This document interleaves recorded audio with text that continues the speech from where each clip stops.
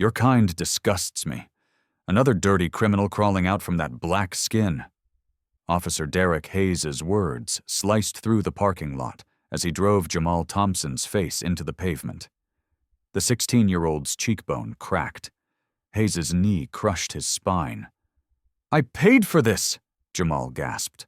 Hayes twisted his arm. "Sure you did. Lying's in your blood." Jamal's receipt scattered in the wind. His Stanford letter crumpled beneath Hayes' boot. Blood pooled on asphalt. 20 people watched. Phones up. Nobody moved. Jamal's phone buzzed. Dad calling. Then everything stopped. Tires screamed. A vehicle skidded to a halt. Doors flew open. Multiple footsteps. Fast. Urgent. Hayes looked up. His smirk died. Whatever he saw made his hand release Jamal's neck.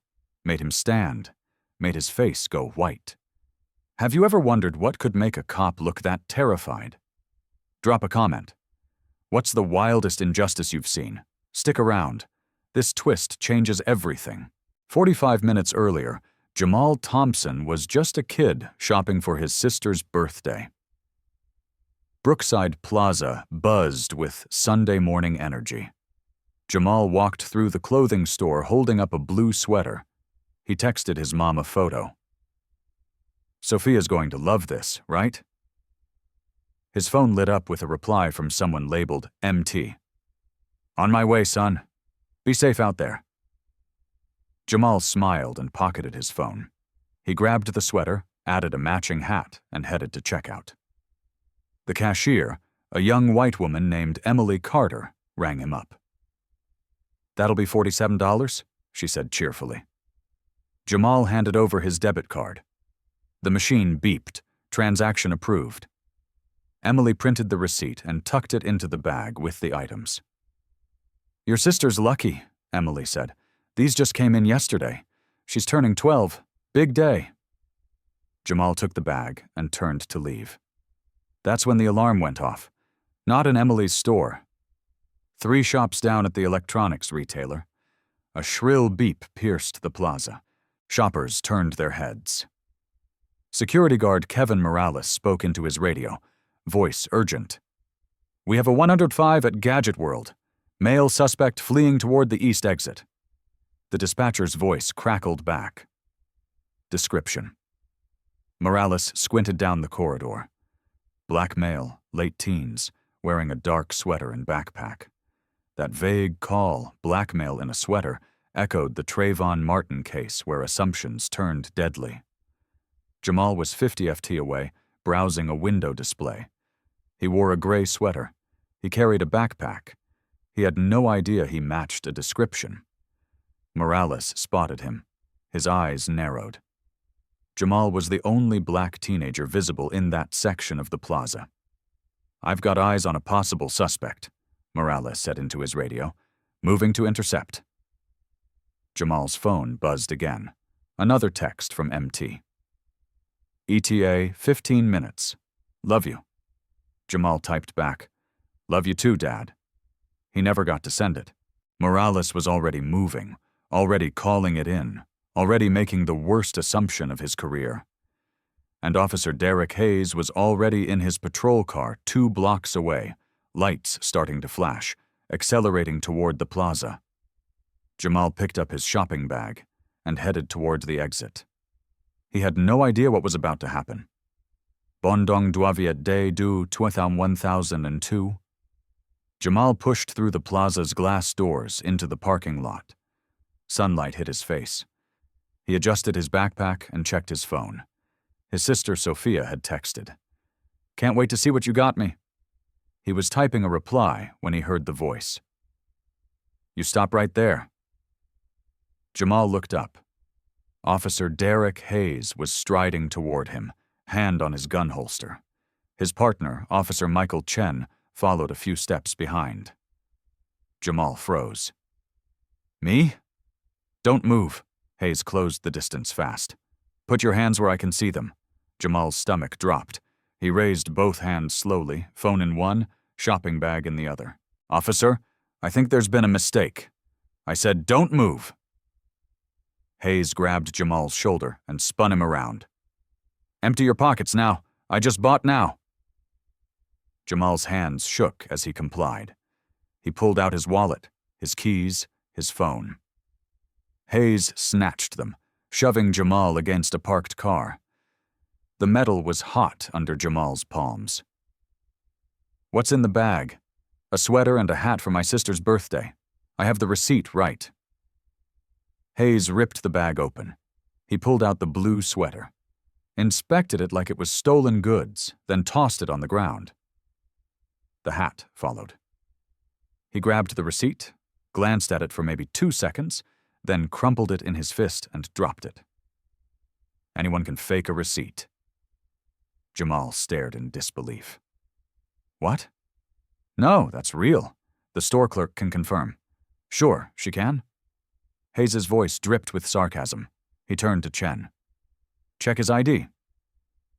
Chen picked up Jamal's wallet, pulled out his driver's license and student ID. He studied them both carefully. Jamal Thompson, age 16, Lakeside High School. Chen looked up. Hayes, he's got an honor roll sticker on this. Hayes didn't even glance at it. So honor roll kids steal too. A crowd was forming now, shoppers coming out of the plaza, drawn by the commotion. Phones started rising. At least 19 or 20 people watching, recording everything. Jamal could feel every eye on him. His face burned with shame. I didn't steal anything. Please just check the security footage inside. You'll see. Turn around, Hayes ordered. Sir, if you just... I said turn around. Hayes grabbed Jamal's arm and yanked him, slamming his chest against the car hood. The impact knocked the breath from his lungs. Hands behind your back. Jamal obeyed, his heart hammered against his ribs. This wasn't real. This couldn't be happening. Not to him. Not for buying a birthday present. Mom's words rang in his head. Always come home safe, baby. Hayes kicked Jamal's feet apart. Spread your legs. Officer, I have done nothing wrong. Shut your mouth. Hayes began patting him down, rough and aggressive, hands running down his sides, his legs checking his waistband, his ankles. All of it visible to the growing crowd. All of it humiliating. Someone in the crowd muttered, Jesus, is that necessary? Hayes ignored them. He pulled Jamal's backpack off and unzipped it. Books spilled out onto the pavement, a calculus textbook spine broken from use, a copy of The Souls of Black Folk for English class, a binder full of notes, a folder labeled Stanford Application Materials. Hayes picked up the folder, opened it. Inside was Jamal's acceptance letter. The one his mom had cried over. The one that represented 4 years of straight A's, volunteer work, leadership positions. Stanford, huh? Hayes held it up, voice loud enough for everyone to hear. What did you do? Steal the acceptance letter too? A few people in the crowd laughed. Not many, but enough that Jamal heard it, enough to make his stomach twist. Jamal's eyes stung. That's mine. I earned that. Sure you did. Hayes tossed the folder aside like trash, pages scattered in the breeze. Jamal watched his future blow across the parking lot. That's when Emily Carter came running out of the plaza. Officers. Officers. Wait. She was breathless, waving her iPad. I'm the clerk from Fashion Hub. I sold him that sweater 10 minutes ago. Hayes barely looked at her. Ma'am, step back. But I have the transaction record right here. Emily thrust her iPad forward, showing the time-stamped receipt. Jamal could see it from where he stood. Clear proof. See Jamal Thompson. Debit card ending in 3948. Purchased at 11:27 a.m. That's him. I remember him because he was buying a gift for his sister. Chen stepped forward. Hayes, maybe we should... We're following protocol. Hayes cut him off. He turned to Emily, voice harder now. Ma'am, this is police business. I need you to step back now. But he didn't steal anything. Emily's voice rose with desperation. I literally just sold him those items. I can show you the store cameras. Step back.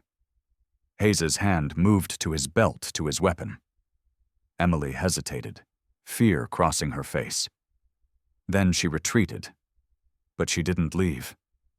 She stood at the edge of the crowd, iPad clutched to her chest, shaking her head, tears forming in her eyes. Jamal caught her eye. "Thank you," he said quietly. "Thank you for trying." She nodded, one tear spilling over. Hayes's radio crackled. "Unit 43, what's your status?" Hayes keyed his radio. "Suspect detained. Requesting backup for transport. Backup en route. Be advised. Dispatch, report. Suspect may be armed." Jamal's blood went cold.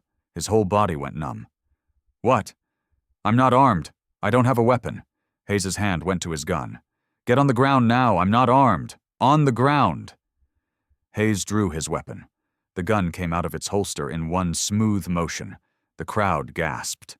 Several people screamed. Chen's hand went to his own gun, but he didn't draw it. His face showed clear discomfort.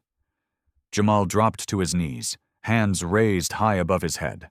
"Please don't shoot. I'm not resisting. I don't have a weapon. Please. Face down, hands behind your head." Jamal lowered himself onto the asphalt. The concrete was hot against his cheek. Rough, tiny pieces of gravel pressed into his skin.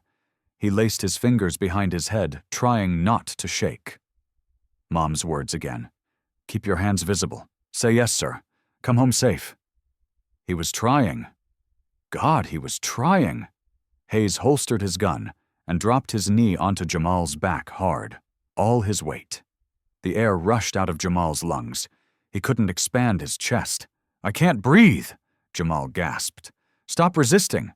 Hayes pressed down harder. "I'm not resisting." Jamal's voice came out strangled, desperate. "I can't breathe." "Then stop talking." Hayes grabbed Jamal's right arm, wrenched it back at an unnatural angle. Something in Jamal's shoulder popped. Pain exploded down his arm. Voices erupted from the crowd. "He's a kid. Check the receipt." "This is wrong," a white mom whispered to her daughter. "This is messed up." But the phone stayed up. 20 cameras recording. 0 people physically intervening. Jamal's phone lying on the ground near his head started buzzing. The screen lit up. Dad calling. It rang and rang and rang. Nobody answered it. A second patrol car pulled up, lights flashing red and blue. Sergeant Robert Diaz stepped out along with 2 more officers. Diaz walked over, taking in the scene. "What do we have?" Hayes, still kneeling on Jamal, said, "Suspect matching description from the electronics store theft. Detained him as he was leaving the plaza." Diaz looked down at Jamal, then at the scattered shopping bags and papers. He picked up the crumpled receipt, smoothed it out, read it carefully. "This receipt's from today. Timestamp 20 minutes ago." "Could be forged," Hayes said. Diaz's eyebrows rose. "Forged in 20 minutes? It's possible." Diaz crouched down, looked at Jamal's face. Blood had started to trickle from Jamal's nose. "Son, what's your name?" "Jamal Thompson," Jamal managed to whisper. "I'm 16. I'm a student at Lakeside High." Diaz picked up Jamal's student ID from the ground. He studied it carefully. "Honor roll? 4.0 GPA?" He looked at Hayes. "You pat him down." "Yes, sir. Clean. No weapons. Any contraband in his bags? School books, papers, college stuff?" Diaz stood up slowly. He looked at the crowd, at all the phones recording. Every angle covered. He looked at Emily Carter, still holding her iPad with trembling hands. Then he looked back at Jamal, still pinned under Hayes's knee. For a moment, the sergeant seemed to consider something. His face showed conflict. Jamal felt a flicker of hope. Maybe this would end here. "Maybe bring him in for questioning," Diaz said. "Better safe than sorry."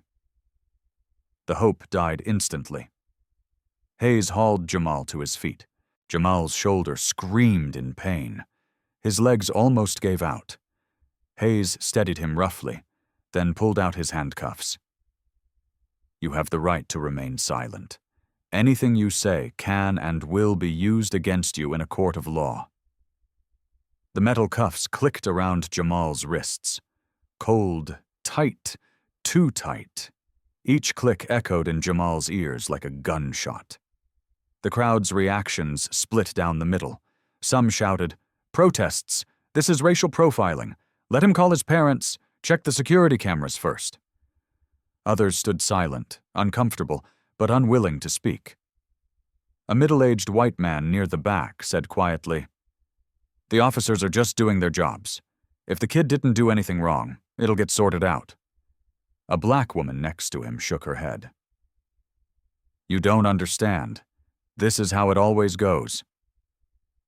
Arguments broke out. The crowd fractured into clusters of debate. Meanwhile, Jamal stood in handcuffs, center stage in his own public humiliation. His phone buzzed again on the ground. Dad calling, still unanswered. Hayes walked Jamal toward the patrol car. Jamal's mind raced.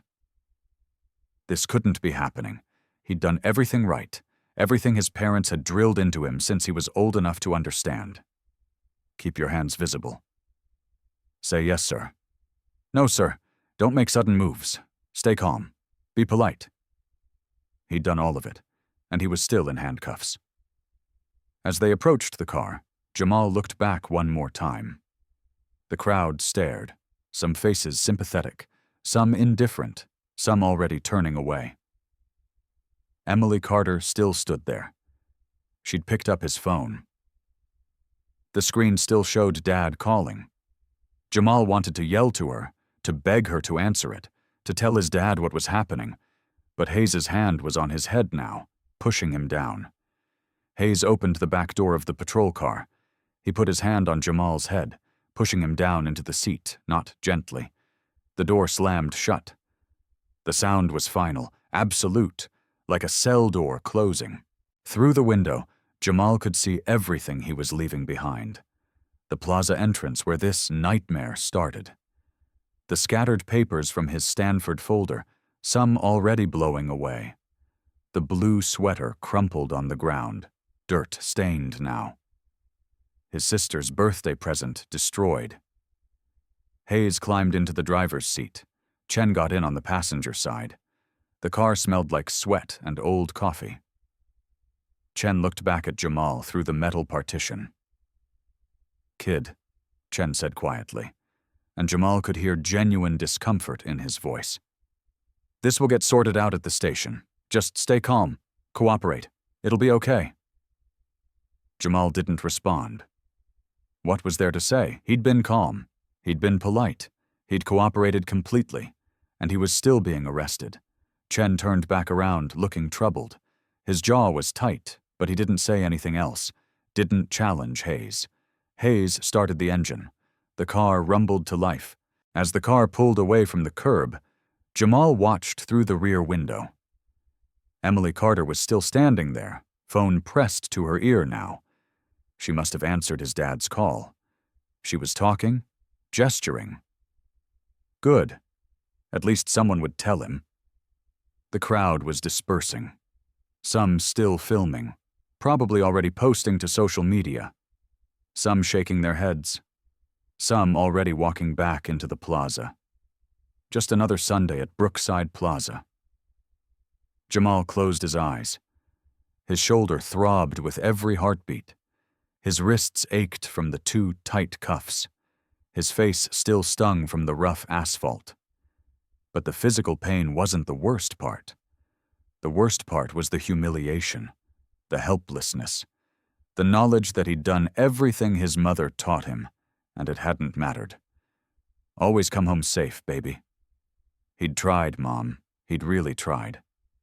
The patrol car turned onto the main road. The plaza disappeared behind them. Jamal sat alone in the back seat, hands cuffed behind his back, shoulder aching, throat tight with unshed tears.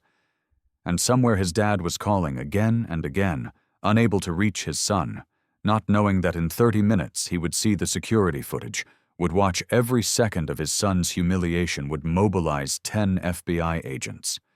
But Jamal didn't know that yet. All Jamal knew was fear, and the terrible certainty that his life had just changed forever.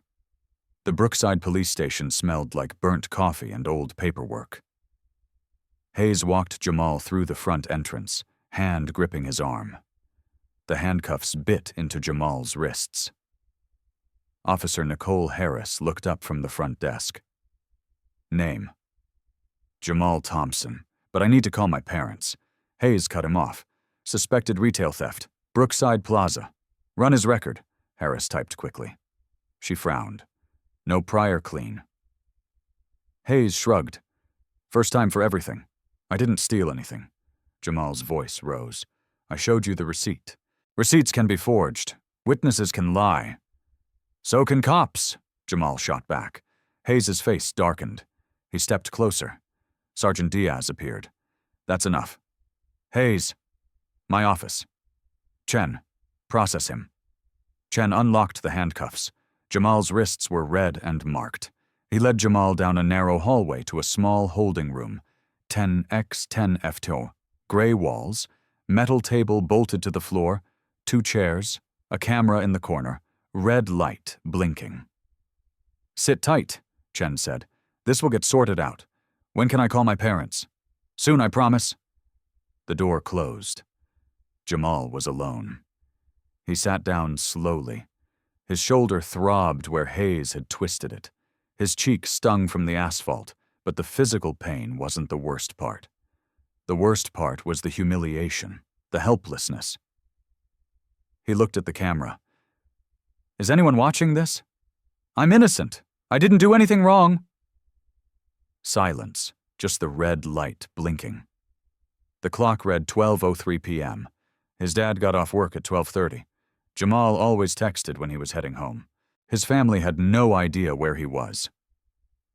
Outside in the parking lot across the street, a black SUV idled, tinted windows, no markings. Inside, Agent Laura Simmons adjusted her earpiece.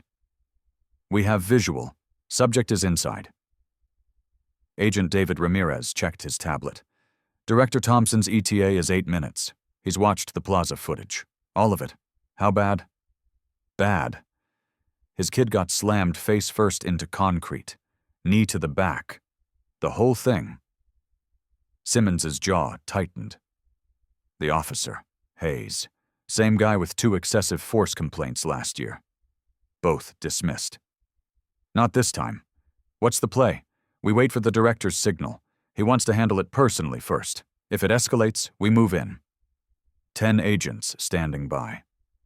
Inside the interrogation room, Jamal stared at the walls.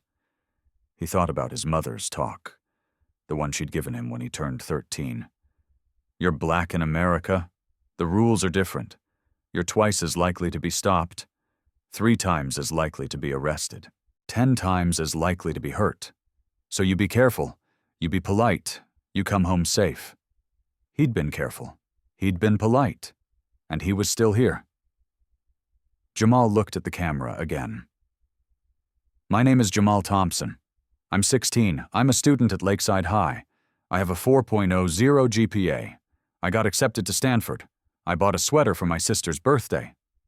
That's all I did. His voice cracked. The door opened. Chen came back with a clipboard. Jamal, we pulled the security footage from the plaza. Jamal jumped up and Chen hesitated. You weren't near the electronics store during the theft. You were in a completely different section. Relief flooded through him. So, I can go. Well, Sergeant Diaz wants to complete the full report first. Standard procedure. Jamal couldn't believe it. Standard procedure? You just said I didn't do it. You have proof. I know, but then why am I still here? Chen shifted uncomfortably. Look, I'm on your side, but it's not my call. The sergeant needs to review everything, document it, then he'll release you. When? Maybe an hour? An hour? Jamal slammed his hand on the table. I've been here almost an hour already. You just admitted I'm innocent. I understand you're frustrated. Frustrated? Jamal laughed bitterly. I got thrown to the ground in front of 50 people. Your partner called me a criminal. He knelt on my back while I couldn't breathe. My Stanford letter is scattered across a parking lot. And you want me to wait another hour? Chen looked pained. I'm sorry. Just be patient, please. He left. Jamal stood shaking. He wanted to scream, to flip the table, but he couldn't because that would make him the angry black man they expected. That would end up on camera, used as evidence against him. So he sat back down, forced himself to breathe. In Diaz's office, Hayes stood at attention. This doesn't look good, Hayes. We responded to a call. The description matched. Black male sweater, backpack. Diaz looked up. Dude, that matches half the teenagers in this county. Hayes bristled. I made a judgment call. Your judgment call is all over social media. Diaz turned his monitor around. The screen showed multiple posts.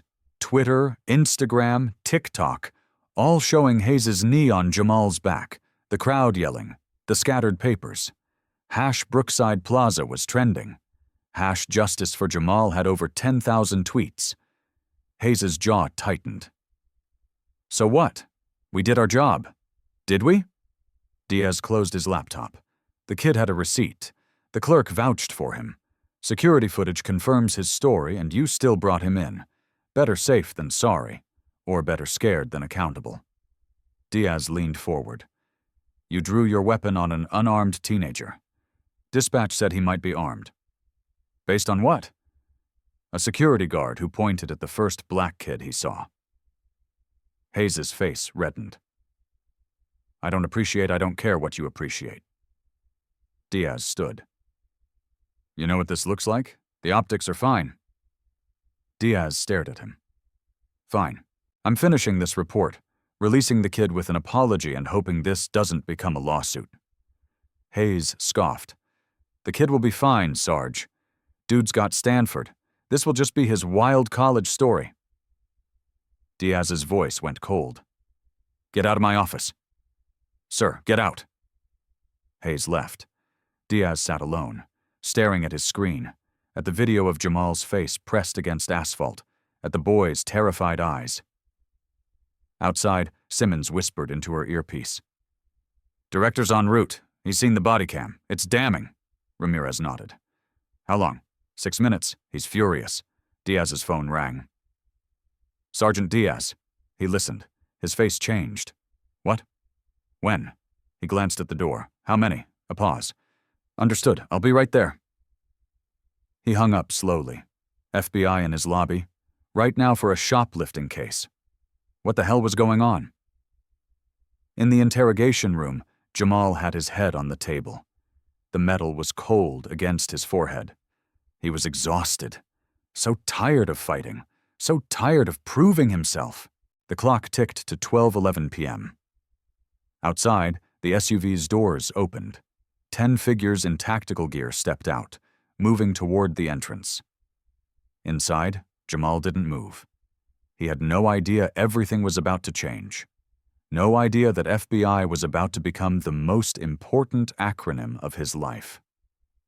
His door remained closed, but in the lobby, the front doors were opening. And what happened next would flip everything upside down. The front doors burst open.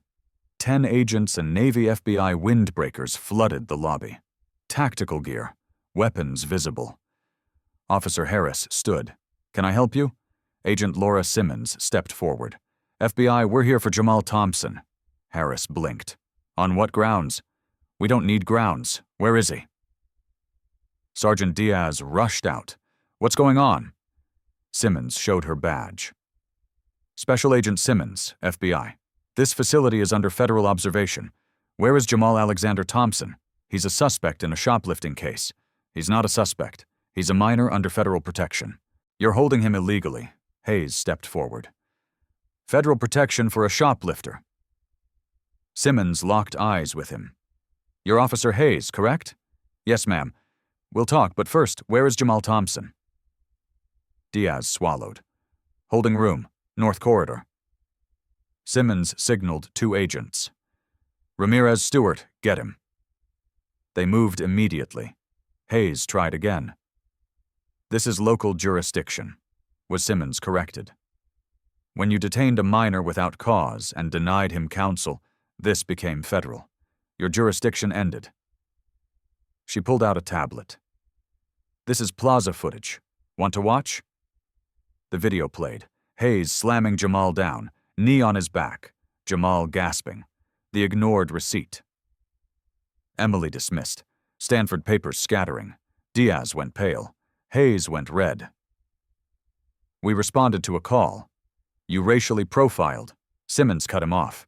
The suspect was white, 20s. Your description was black male, sweater, backpack. That's 40% of teenagers. You chose Jamal because of his skin. Down the hall. Agents opened Jamal's door. Jamal Thompson. He nodded, terrified. Agent Ramirez showed his badge. FBI, you're safe. Come with us. What's happening? You're not in trouble. We're getting you out.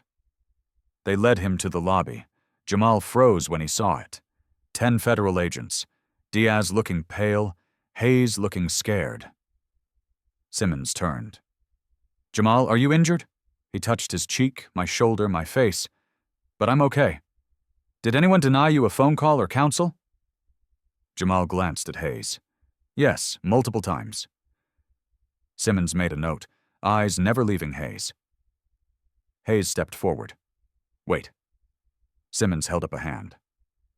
Officer Hayes, speak to your union rep. Everything you say is being recorded for federal investigation. Hayes shut his mouth. The front doors opened. Everyone turned. A man walked in. Late 40s, black, 6'F tall, dark suit, FBI badge on his belt. But the way the other agents straightened the way Simmons stepped aside. This was someone senior. The man's eyes swept the room and locked onto Jamal. Jamal stared. Something was familiar. The jaw. The way he stood. The dad. Barely a whisper. The room gasped. The man crossed the lobby in 3 strides, hands on Jamal's shoulders, scanning for injuries. Are you okay? Did they hurt you? Jamal couldn't speak. The man hugged him tight, quick but fierce, then turned to face the room, his voice changed, commanding. I'm Director Marcus Thompson, FBI Regional Bureau. Pause. And this is my son. Complete silence. Jamal's mind spun. Director. His dad worked in federal administration. He'd never asked details. Marcus kept his hand on Jamal's shoulder. 33 minutes ago, my son's phone stopped moving. I have a tracking app, standard for federal agents' families. When I saw his location at this station, I pulled the plaza footage myself. He looked at Hayes. I watched everything. The stop, the search, the force, the denial of rights. His voice was controlled but furious underneath. My son was buying a birthday gift, had a receipt, a witness, did nothing wrong. Yet he was thrown down, handcuffed, detained. Diaz tried to speak. Director Thompson, we responded to a theft. You racially profiled a teenager. Marcus pulled out his tablet. Original dispatch. Black male, late teens, dark sweater, backpack. That's meaningless. Guard Morales pointed at my son because Jamal was the only black teenager visible. He swiped screens. Here's the actual suspect. White male, early 20s, red sweater, no backpack. Left 6 minutes before Jamal was approached. He showed them. Jamal was 50 yards from the theft. Different store with receipt with witness. Hayes didn't care. He saw a black teenager and assumed guilt. Hayes went white. Marcus turned to Jamal, voice softer. Son, for the record, did Hayes read your rights before detaining you? Not until he was handcuffing me. After he'd already searched me and thrown me down. Did he ask consent to search? No. Did you request a phone call? Multiple times. He said I'd get one at the station. I never did. Marcus nodded. Agent Simmons played the full footage. Simmons connected to the wall TV. The video played everything. Jamal shopping, smiling, paying, Emily giving the receipt, Jamal walking out unaware, Hayes approaching with immediate aggression. No questions, just assumption. Jamal raising hands, trying to explain. Hayes grabbing him, slamming him. The rough search, scattered books, the Stanford folder. Hayes mocking it. Crowd laughing. Emily running out with her iPad, Hayes dismissing her, Hayes drawing his weapon, Jamal on his knees, hands high, Hayes forcing him face down, Hayes' knee on his back. I can't breathe. Stop resisting. Jamal wasn't moving, wasn't resisting. The knee stayed for 43 more seconds. The video ended. Silence. Some officers looked away, some looked disturbed. Marcus let the silence sit, then spoke. Sergeant Diaz, I watched my 16-year-old son get brutalized. Honor roll student, Stanford-bound, never had a detention. I watched him plead innocence while evidence was at his feet, ignored. I watched him be denied his rights. And I watched 50 people film it instead of help because they feared police. His voice hardened. This isn't bad policing. This is federal civil rights violation. It ends today. Diaz's voice was weak. Director Thompson, we were trying to do our jobs. Serve and protect who? You saw a black teenager and saw a threat. That's all it took. Marcus turned to Simmons. I want statements from every officer involved. Body camera footage, dispatch recordings, plaza footage preserved, everything. Official federal investigation. Yes, sir. Marcus turned to Hayes, looked him in the eye. Officer Hayes, you put your knee on my son's back while he begged for air. You mocked his achievements. You denied him a phone call. You drew your weapon on an unarmed teenager with a shopping bag and receipt. You violated his 4th, 5th, and 14th Amendment rights. Pause. Anything to say?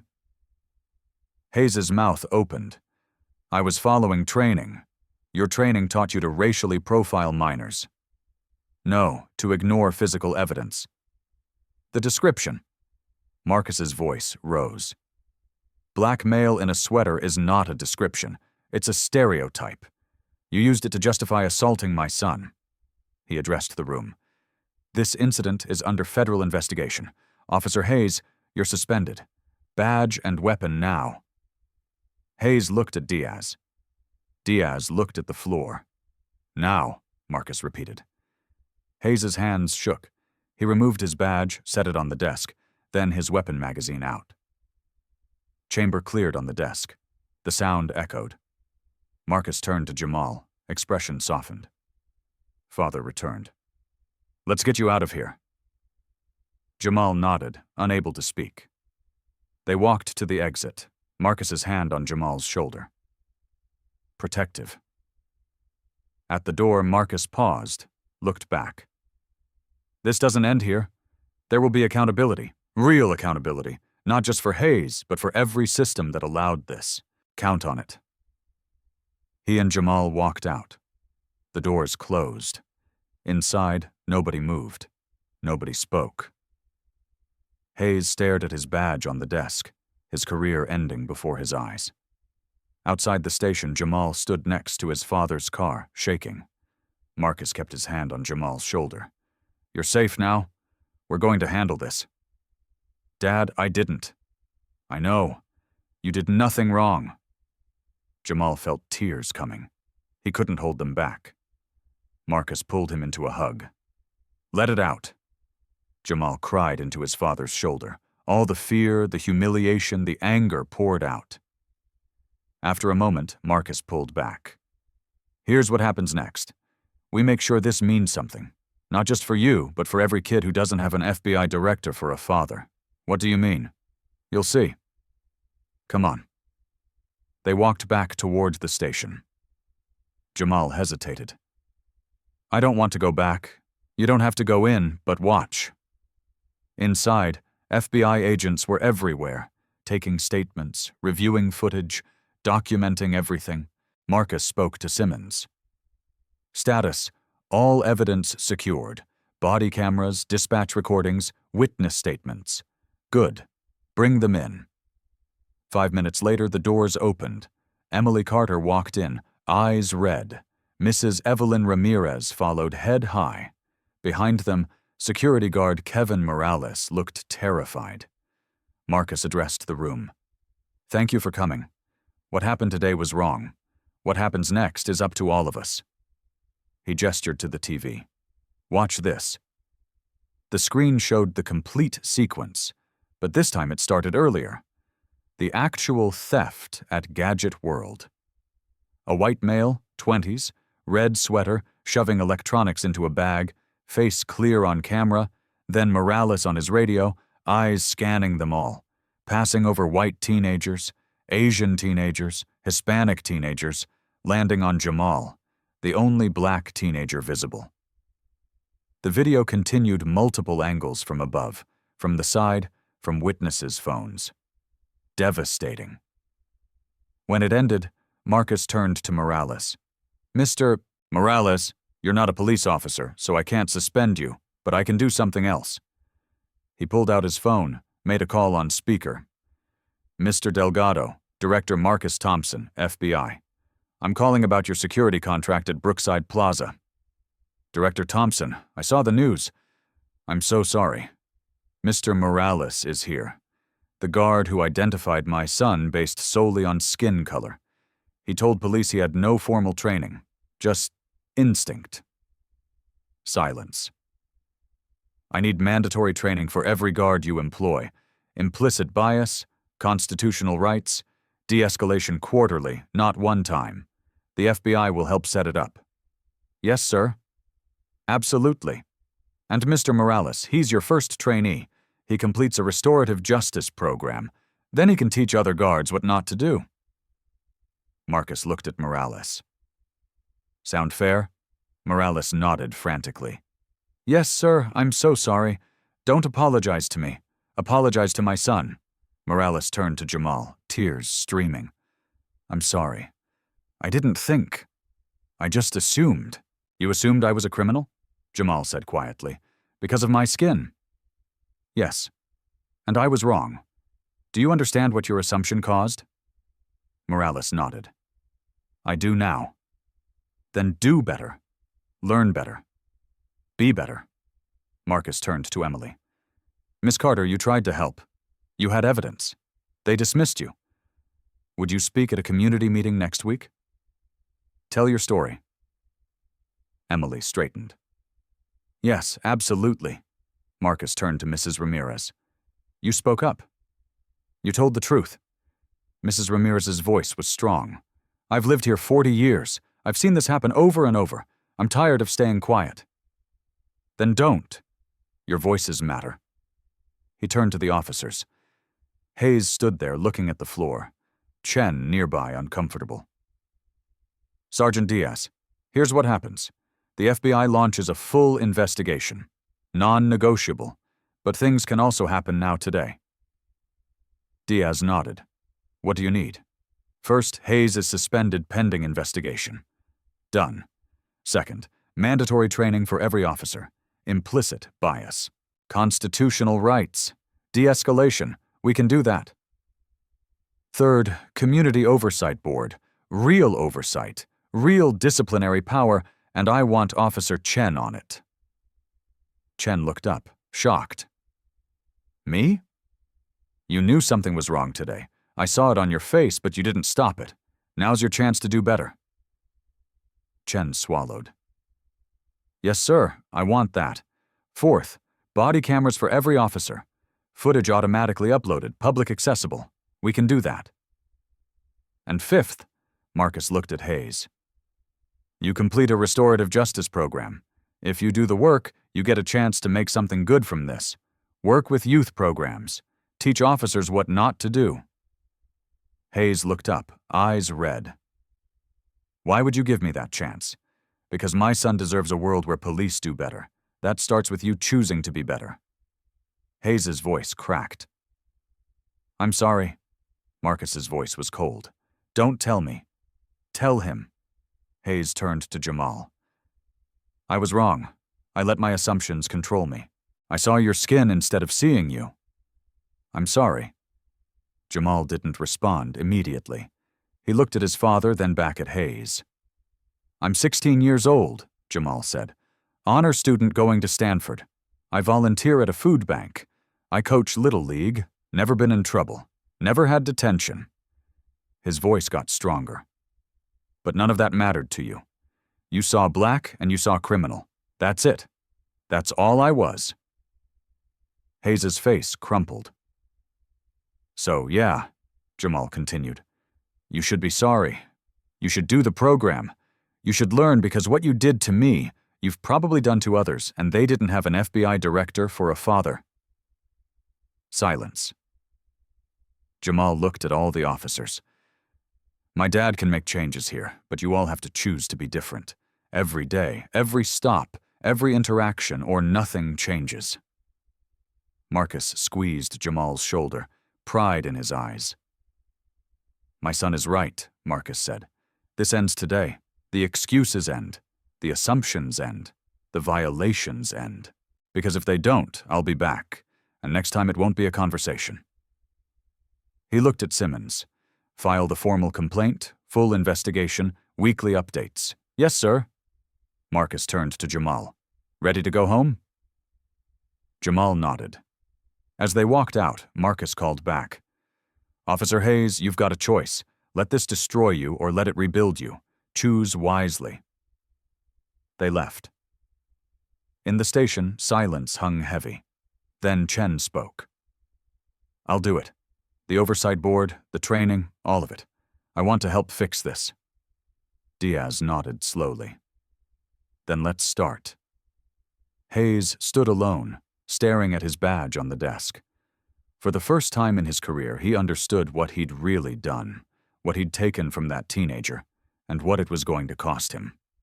2 weeks later, Brookside Community Hall was packed. Over 160 people filled every seat. More stood along the walls. Local news cameras lined the back. On stage sat Marcus Thompson, Sergeant Diaz, Mayor Elizabeth Crawford, and Jamal. Jamal's shoulder had healed. The scrape on his face had faded, but the memory hadn't. Mayor Crawford stepped to the podium. 2 weeks ago, something happened that we can't ignore. We have to face it. We have to fix it. She gestured to Marcus. Director Thompson has been working with us on real change, not just words. Action. Marcus stood. 2 weeks ago, my son was racially profiled, assaulted, and illegally detained. If I hadn't been who I am, this story would have ended very differently. He paused. Justice shouldn't depend on who your father is. It should be a right for everyone. Applause filled the room. Here's what we're doing, Marcus continued. Mandatory implicit bias training for all police and security quarterly, not one time. The FBI is providing the curriculum. Community Oversight Board with real disciplinary power. Officer Michael Chen will chair it. Chen stood from the audience. People clapped. Some looked skeptical. Body cameras for every officer. Footage uploaded automatically.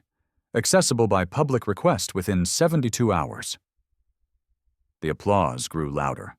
Partnership between Brookside PD and the FBI to create a model de-escalation program. Marcus looked out at the crowd. These aren't suggestions. They're requirements. They start now. He sat. Diaz stood approaching the podium. On behalf of Brookside Police, Diaz said, I apologize to Jamal Thompson in this community. We failed. We're supposed to protect everyone equally. We didn't. His voice was heavy. Officer Hayes has resigned. He's enrolled in a restorative justice program. If he completes it, he'll work with youth programs. But that's not enough. The system failed. We're fixing it.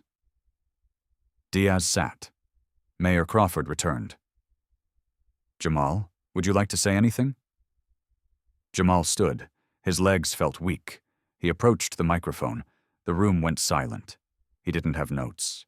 Didn't need them. I was just shopping, Jamal began. His voice was quiet but steady. But they saw a threat. He looked around the room. Don't let that be your kid's story. Speak up like Miss Carter did. That was it. 6 seconds. 21 words, but the room exploded. Standing ovation. The simplicity hit harder than any long speech could. Emily Carter in the third row wiped her eyes. Mrs. Ramirez stood, fist raised. Mayor Crawford returned to the mic. There's something else you should know. Jamal's story has gone viral. #Justice for Jamal is now a TikTok trend. Over 2 million videos of parents having the talk with their kids. Black parents teaching their children how to survive police encounters. White parents finally understanding why that talk is necessary. The room buzzed.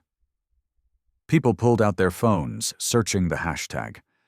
This conversation is happening in living rooms across America, Crawford continued. Because of what happened here, because Jamal spoke up, because Miss Carter spoke up, because all of you are speaking up. After the meeting, people lined up to thank Jamal to share their stories. Then Officer Chen approached. "Jamal," Chen said quietly, "I want to apologize personally. I should have done more that day. I knew it was wrong, but I didn't stop it." Jamal looked at him. "You were uncomfortable, I could see it.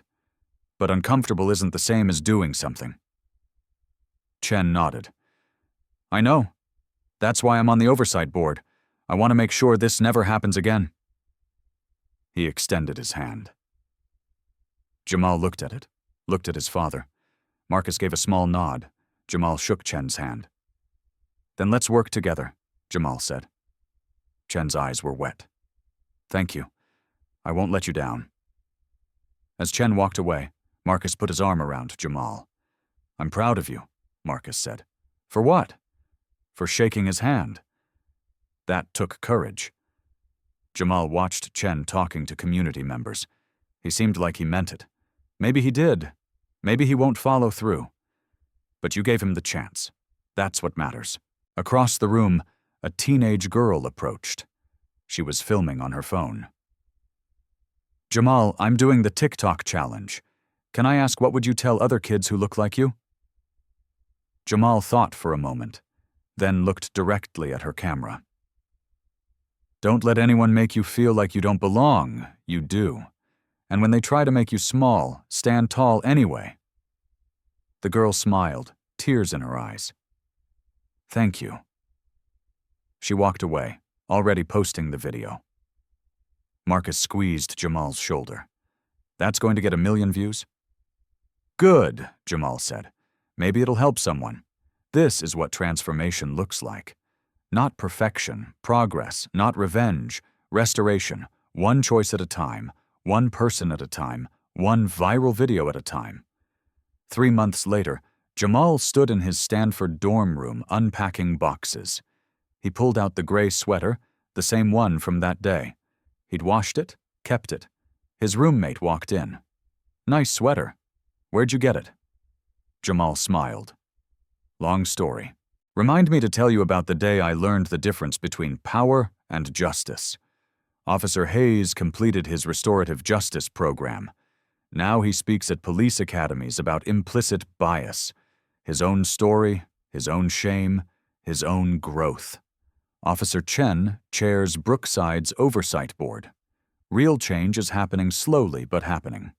The plaza's new security protocol has been adopted by 19 shopping centers nationwide. One moment of injustice became a catalyst for systemic change. So here's the question. Have you ever witnessed power crumble in the face of truth? Justice shouldn't depend on who your father is. It should be a right for everyone. If this story moved you, hit subscribe. Share it with someone who needs to hear it. Drop a comment. What's one action you'll take to stand up against injustice? Because change doesn't start with luck.